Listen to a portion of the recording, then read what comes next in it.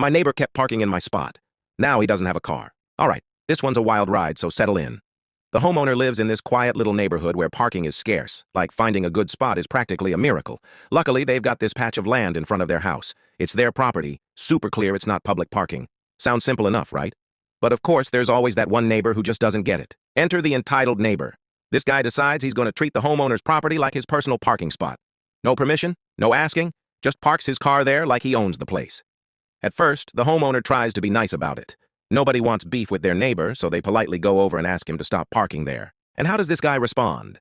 Total arrogance. He's all like, it's just a parking spot, acting like it's no big deal. Never mind the fact that it's not his parking spot. He brushes it off and keeps doing it.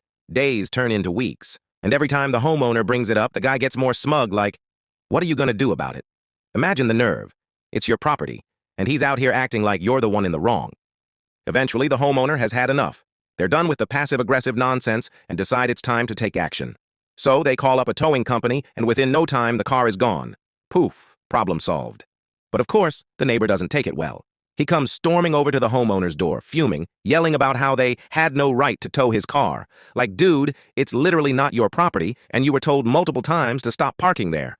What did you expect? A thank you note? And here's the kicker. Turns out this guy doesn't have the cash to pay the impound fees to get his car back. So, after a few days of it sitting there, the car gets repossessed. Gone. Just like that. You'd think this would be a wake-up call, right? Maybe a little self-reflection? Nope. Instead, he doubles down and starts blaming the homeowner for ruining his life. Now the neighborhood is peaceful again. No more random cars parked where they shouldn't be. But every time the neighbor walks by, he glares at the homeowner like they're the villain in this story. Meanwhile, the guy's out here hoofing it everywhere because he lost his car over something that was entirely his fault. The homeowners learned their lesson. Don't let people walk all over you, even if it's just a parking spot.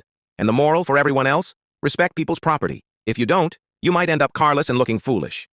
Oh, and maybe don't pick fights with someone who's got a towing company on speed dial.